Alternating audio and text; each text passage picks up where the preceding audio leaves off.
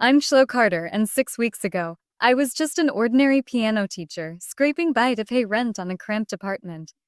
My life was simple until one midnight phone call shattered everything. My grandfather, Henry Carter, a man the world knew as a billionaire tycoon, but I knew as the only person who truly believed in me, had died in a horrific accident. The next morning, his lawyer summoned us. I walked into that office expecting formality, maybe a small inheritance, never imagining what I'd hear. My grandfather had left me everything $7 billion. The room went silent before exploding in rage. My parents' eyes burned with entitlement. My brother slammed his fist on the table. "That money belongs to us," they shouted. I said one word that sealed my fate. No. That night they threw me out. By dawn, I was unlocking the gates to my grandfather's mansion, unaware of who was waiting inside. Before that night, my life wasn't glamorous. I wasn't rich or powerful or even noticed.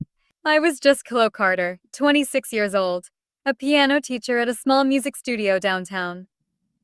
My days were filled with scales, clumsy beginner pieces, and the occasional prodigy whose fingers flew across the keys like magic. My salary barely covered rent, groceries, and the second-hand car I prayed wouldn't die on the highway. And yet, I wasn't unhappy. I found beauty in small things, the way a child's face lit up when they played their first song. The quiet evenings when I'd curl up with sheet music and practice until my neighbors banged on the wall. My parents, however, never understood. To them, success meant corner offices, expensive cars, and social connections. My passion for teaching music was just another reason for them to look at me with disappointment. The truth was, I had always felt like a stranger in my own family. My father, Richard Carter, a man obsessed with climbing corporate ladders, rarely spoke to me unless it was to criticize. My mother, Diane, cared more about keeping her place in the right social circles than asking how her daughter was doing. My brother Ethan was the golden child, spoiled, reckless, and somehow always forgiven. The only person who ever made me feel like I was enough was Grandpa Henry. From the time I was little, his mansion wasn't just a place of wealth. It was a sanctuary. I remember running through the marble halls, not caring about the priceless art on the walls, only about the way Grandpa's laughter echoed after me. On Sunday afternoons, he'd sit beside me at his grand piano, his fingers surprisingly agile for a man in his 70s. He'd lean down and whisper, "Chloe, money will buy you a piano, but it can't buy you music. That comes from here." He'd tap my chest where my heart beat fast. Those lessons went far beyond music. Grandpa taught me that wealth is a tool, not an identity. While my parents spent their lives showing off, Grandpa lived with quiet dignity. He drove the same black sedan for years, wore tailored suits that were older than me, and never once cared about impressing anyone. I spent more weekends at his mansion than at my own home. We baked cookies in the massive kitchen, played chess by the fireplace, and walked the garden where he pointed out roses he'd planted himself. He listened, really listened when I spoke about my dreams. Unlike my parents, he never rolled his eyes. Sometimes I wondered if he knew I didn't belong with them. If he saw the way my mother flinched when I chose to stay at his house instead of going on family vacations. He never said it out loud, but in the way he smiled at me, I felt a promise. "One day, Chloe, you'll understand why I've kept you close." Back then, I thought it just meant he loved me. I didn't realize it was a warning, too. It was a Tuesday evening when the phone rang. I was grading practice sheets at my kitchen table, half listening to the creaks of my old apartment. When I saw the number on the screen, unknown, I almost didn't answer. But something in my gut told me to pick up. He gestured for us to follow him into a conference room where a long oak table waited. I sat near him. My parents claimed the seats at the head as if it were already theirs. Ethan sprawled carelessly across a chair, his sneakers on the edge of the table. Michael cleared his throat, adjusted his glasses, and opened a thick leather folder. Henry Carter was of sound mind when he updated his will last year. He underwent cognitive evaluations, and I was present for every signing. There was no question of his capacity. My father waved a hand impatiently. Yes, read it," Michael began. "I, Henry Carter, being of sound mind and body, hereby declare this to be my final will and testament. To my beloved granddaughter, Chloe Carter, I leave the entirety of my estate, financial assets, real estate investments, and holdings valued at approximately $7 billion. The words hung in the air like thunder. I froze, certain I had misheard. $7 billion to me. The room exploded. What? My father shot to his feet so fast his chair toppled backward. His face was crimson, veins bulging in his neck. That's insane. He would never bypass me. My mother clutched the table as if it would save her from drowning. $7 billion to a girl who teaches piano. She doesn't know the first thing about handling money. Ethan ripped off his sunglasses and slammed his palm against the wood. Where's my cut? I need capital for my new startup. He promised me. Michael raised a hand calmly. Mr. Carter anticipated this response. He made it clear explicitly that his decision was intentional. He stated that his son and daughter-in-law had been provided for during his lifetime and that he wished his fortune to pass solely to Clay. My father's fist trembled. Lois, you manipulated him, Chloe. Didn't you? Chloe, didn't you? Whispered in his ear while he was old and confused. I shook my head, tears pricking my eyes. No, I didn't even know he was rewriting his will. I never asked him for anything. Michael reached for a remote and pressed a button. A large screen on the wall lit up, and suddenly there he was, my grandfather. He sat on his familiar leather chair, hands folded, his voice calm but firm. If you are watching this, it means I've passed. Richard, Diane, Ethan, I love you as family, but I can no longer ignore what you've become. Greed has blinded you. You see me as a wallet, not as a father, not as a grandfather. Chloe is different. She visits because she cares, not because she wants. She lives with integrity. She will carry my legacy with dignity. My mother gasped. Ethan muttered a curse, under his breath. Under his breath. My father shouted at the screen, "This is manipulation." He wasn't thinking straight, but Michael's voice cut through the chaos. The will is legally binding. Contesting it will be expensive and, given the documentation, nearly impossible. The fury in my father's eyes as he turned to me was enough to chill my blood. This isn't over, Chloe. You think you can defy us? You'll regret it.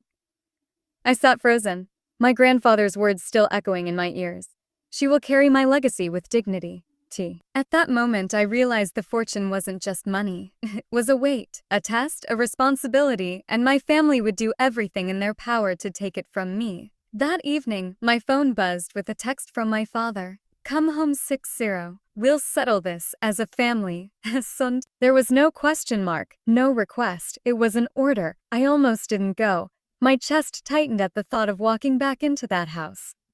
But a part of me hoped stupidly that maybe they just needed time to calm down. Maybe grief had twisted their words at the lawyer's office. I was wrong. When I arrived, the house was eerily quiet. The living room, usually reserved for my mother's cocktail parties, looked like a boardroom. My father stood by the fireplace, a tumbler of scotch in hand.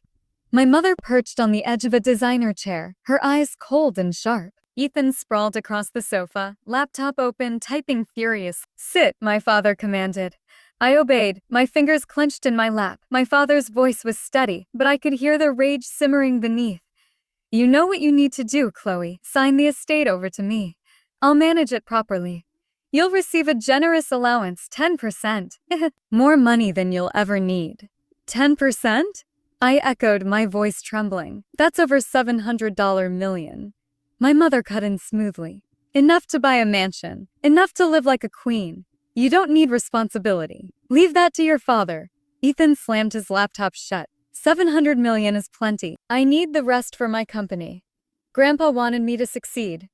Don't be selfish. The words pierced me like knives. Selfish?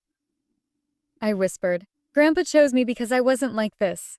Because I didn't see him as a bank account. My father's face hardened. He stepped closer, looming over me. This isn't about choice. It's about family loyalty. Either you sign or you walk out that door with nothing.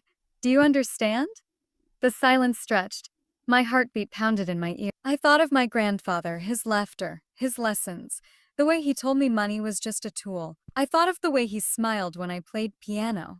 Not because I was perfect, but because I was me. I lifted my chin. No. The room erupted. My mother shot to her feet, her voice shrill. You ungrateful little brat. After everything we've done for you, private schools, lessons, a roof over your head, you dare defy us? Ethan sneered. Enjoy being rich and alone. You'll come crawling back once you realize money can't hug you at night. But it was my father's words that cut the deepest. His voice dropped to a dangerous whisper. If you walk out of this house tonight without signing, Chloe, you are no longer my daughter. Don't come back. Don't call. Don't expect a single ounce of help. You'll be dead to us. My breath caught.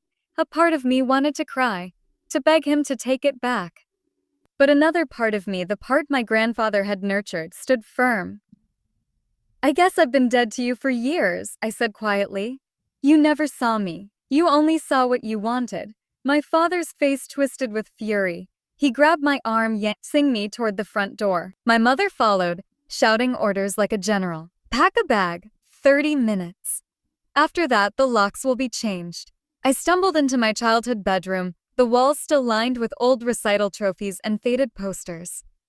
My hands shook as I stuffed clothes into a duffel. I grabbed my passport, my grandmother's quilt, the photo of Grandpa and me at the piano. Everywhere I looked, I saw ghosts of the girl I used to be, of the family I thought I had. When I returned to the hallway, my father was waiting, arms crossed, eyes cold. He opened the front door and gestured outward. Out. The night air was icy as I stepped onto the porch. My bags felt heavier than they were. My mother's voice followed me out. You'll regret this, Chloe.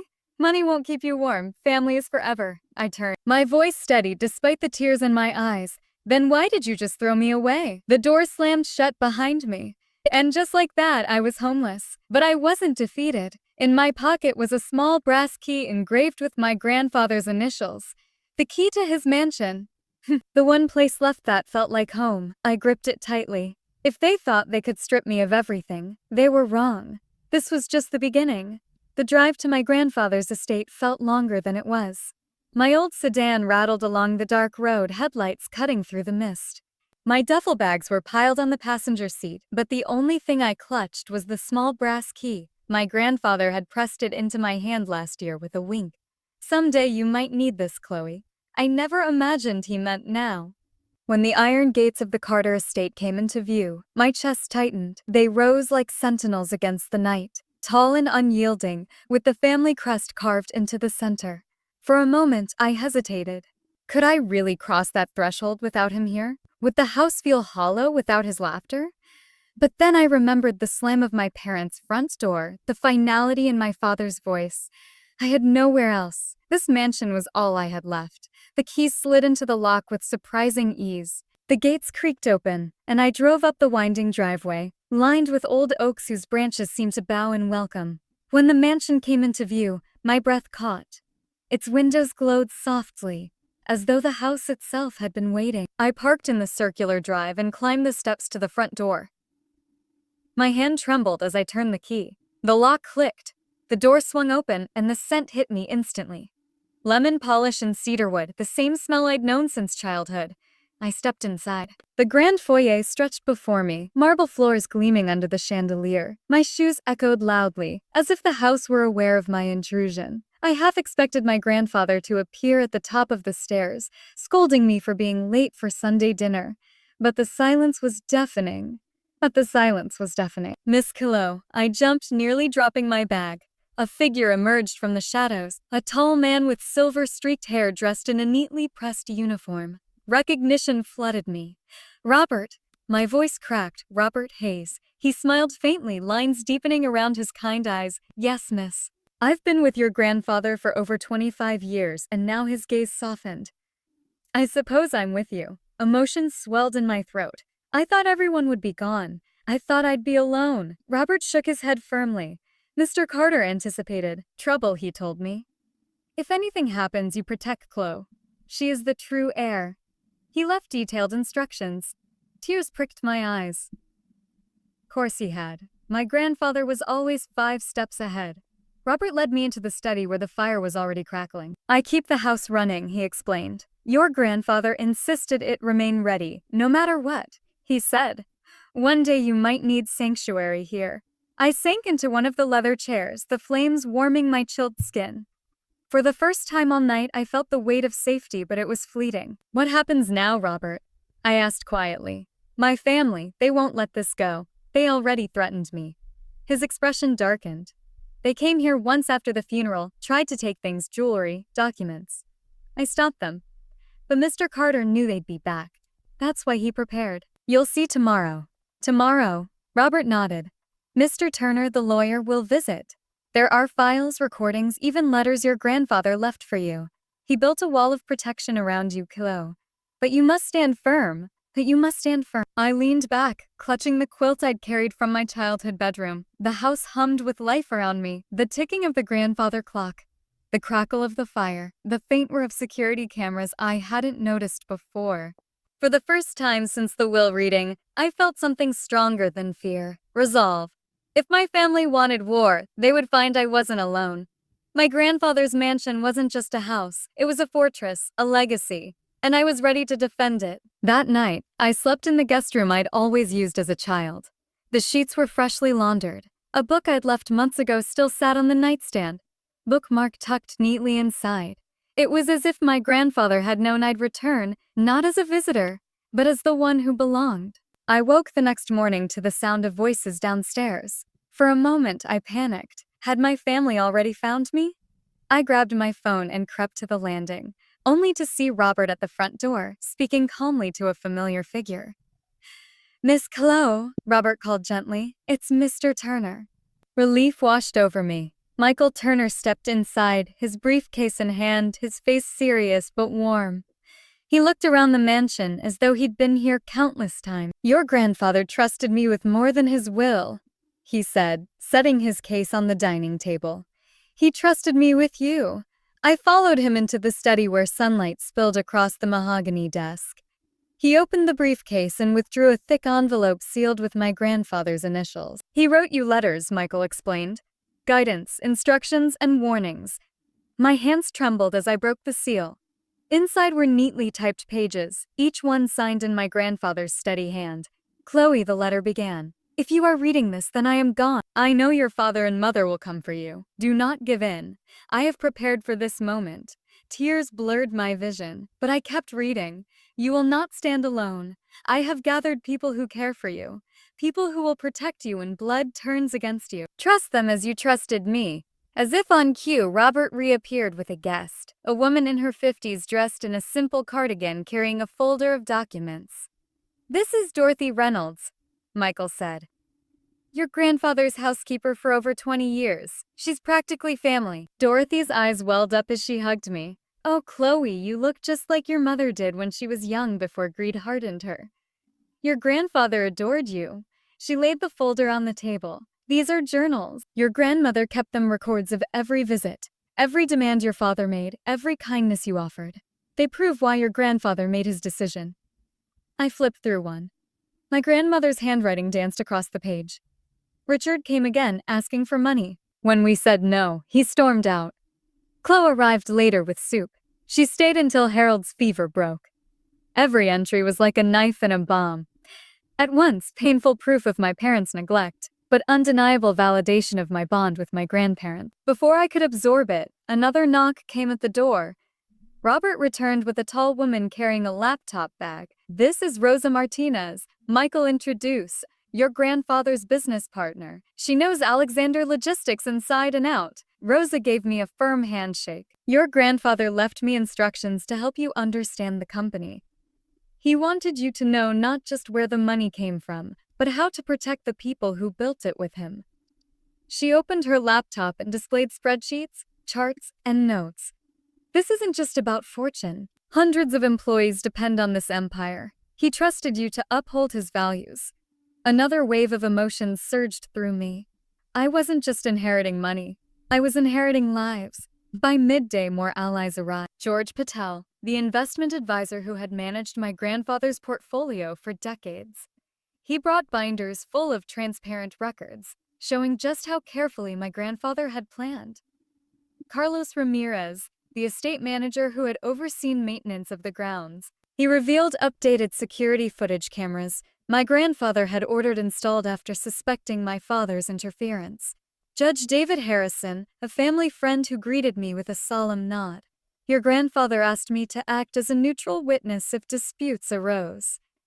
I will not let his wishes be twisted. The room filled with voices, papers, evidence. For hours they explained everything my grandfather had done to prepare. Every detail, every precaution was like a thread woven into a net designed to catch me if I fell. When the last binder was closed, I sat back overwhelmed. He knew this would happen, I whispered. Michael placed a hand over mine. Yes, and he trusted you to be stronger than them. Robert straightened his shoulders. Your father came here after the funeral, tried to take jewelry and documents. He won't stop. He'll come back and he'll bring the others. But this time, Chloe, you'll be ready. The fire crackled in the hearth. I looked around the room at the faces, loyal, determined, united. They weren't my blood, but in that moment, they felt more like family than anyone I'd ever known. I wiped my eyes and stood. If they want to come for me, let them. I won't run. I won't give up what Grandpa entrusted to me. Dorothy's hand squeezed mine. That's the spirit. He'd be proud.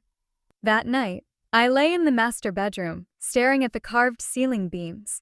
For the first time, I understood the full weight of my inheritance. It wasn't just about surviving my family's rage. It was about protecting everything my grandfather built and proving I was worthy of his trust.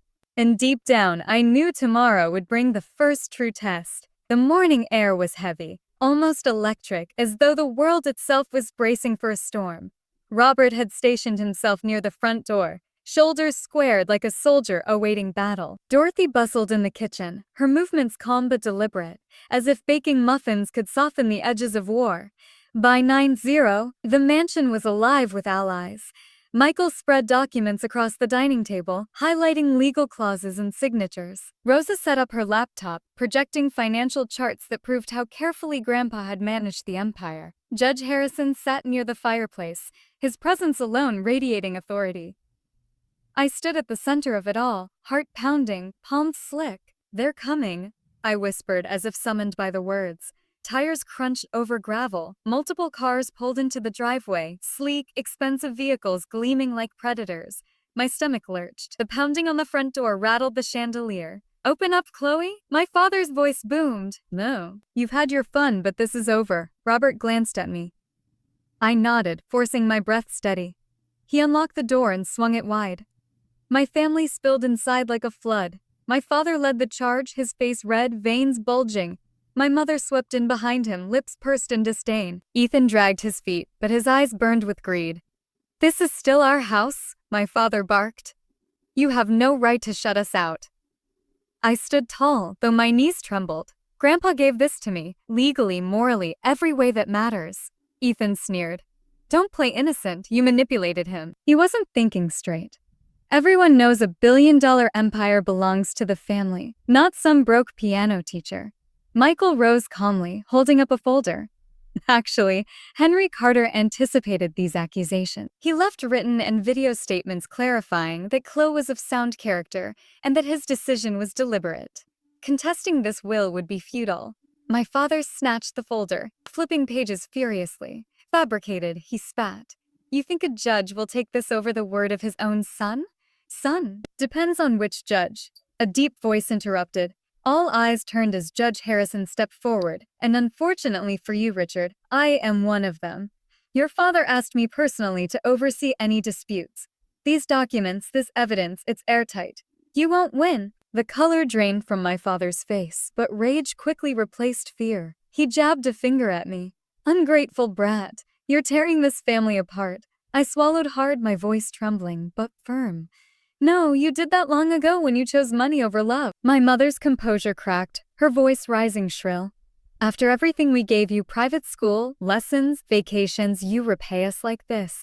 $7 billion belongs to the Carters, not to you alone. Dorothy emerged quietly from the side, holding a small box. Actually, Mrs. Carter, your daughter belongs here more than anyone. These are journals your mother-in-law kept. Every visit, every demand, every kindness. They prove exactly why Henry made his choice. My mother froze as Dorothy handed the box to Michael. He pulled out a page and read aloud. Richard demanded money again. When we refused, he shouted that we were stingy. Chloe came later with soup and stayed until Harold's fever broke. The room was silent except for the crackling fire. Ethan suddenly lunged forward, slamming his hands on the table. Enough. We don't care about your stupid journals, Chloe. Just sign the transfer. I need capital for my new platform. Grandpa would have wanted me to succeed. Rose's voice cut sharp as glass. He already gave you chances, Ethan. Multiple failed ventures, each one burning through money. Your grandfather refused for a reason because you never earned it. Ethan's face turned crimson. He turned on me. You think you're better than me? You'll choke under this pressure. You'll come begging for help. I stood straighter, fire rising in my chest. No, Ethan. For the first time, I'm not the one begging. My father exploded, sweeping documents off the table, scattering them across the floor. This is garbage. So, none of this changes the truth. This fortune is mine by right. By right, Judge Harrison thundered. Your father's will is law. You have no claim, Richard. None. And then, as if fate wanted the final word, Robert stepped forward, holding a USB drive. Mr. Carter had me install new security cameras last year. They recorded something you should see. Michael plugged it into Rose's laptop. Footage flickered to life on the screen. My father, mother, and Ethan rifling through drawers in the mansion days after the funeral, stuffing jewelry and documents into bags. My mother gasped. That's taken out of context. The police chief, who had slipped in quietly through the back, stepped forward now, arms crossed. Context won't matter in court. Theft is theft. You're one step away from handcuffs. For the first time, my father faltered. His bluster shrank, shoulders sagging. My mother's hands shook. Ethan cursed under his breath, backing away from the screen. I seized the moment, my voice cutting through the chaos. I'm done being afraid of you. Grandpa trusted me. You can threaten, scream, steal, but you'll never take his legacy. Not from me. Silence. Then my father's voice, broken and venomous. If you walk this path, Chloe, you are no longer part of this family. I met his eyes steady. You made that choice the moment you tried to destroy me. The mansion seemed to exhale as they turned one by one and stormed out. Their footsteps echoed down the marble hall, doors slamming, engines roaring as their cars disappeared down the drive. I stood frozen, chest heaving, my knees threatened to give out. But then I felt a hand on my shoulder. Michael's calm, steady grip. You did it, he murmured. You stood your ground for the first time. I believed him. The house was quiet after they left. Eerily quiet. No shouting, no threats, no footsteps pounding through the halls, just the steady tick of the grandfather clock and the crackle of the fire. I stood in the silence, staring at the door that had just closed behind my family. For a moment, I didn't feel victorious. I felt hollow. My chest achy, as though someone had scooped out the last fragile piece of hope I'd had for reconciliation. But then I thought of Grandpa. I could almost hear his voice in my ear. Stand your ground, Chloe. Dignity can't be stolen unless you give it away. And I realized I hadn't given it away. The days that followed blurred into a whirlwind of paperwork, meetings, and decisions. Michael guided me through every legal document. Fully. Rosa walked me through the company's operations. George explained investments. Dorothy kept the house running. And Robert never left my side. For the first time in my life, I wasn't the overlooked daughter, the invisible sibling. I was the one everyone turned to, the one entrusted with a legacy that stretched far beyond money. Still, it wasn't easy. My phone buzzed constantly with calls and messages from my parents and Ethan. Some were threats. We'll sue you until you're broke. Some were manipulative. We're still family, Chloe. Surely you'll share. And some were dripping with false sweetness. Think about how much we've sacrificed for you. I didn't answer. I had nothing left to say. Instead, I poured myself into what mattered, honoring Grandpa. 3 months later, the Henry Carter Foundation for Education and Community was launched. We dedicated $2 billion to scholarships, schools, and local programs. I stood on stage at the opening ceremony, the foundation's banner fluttering behind me, my hands trembling as I adjusted the microphone. This isn't just money, I said, scanning the crowd of students, teachers, and community members. It's a legacy. My grandfather believed in integrity, in hard work, in giving opportunities to those who need them most. Today, we carry that forward. Applause filled the air, and for once, I didn't shrink from it. Life at the mansion slowly transformed. The halls that once echoed with loneliness now buzzed with warmth. On Sundays, I hosted dinners not with my blood relatives, but with the people Grandpa had trusted. Michael, Rosa, Dorothy, Robert, even some of the company employees and their families. We sat around the long oak table, laughing, sharing stories, passing dishes like an actual family. Dorothy teased me for still burning the dinner rolls. Rosa taught me to make empanadas. Robert told old stories about Grandpa's stubbornness.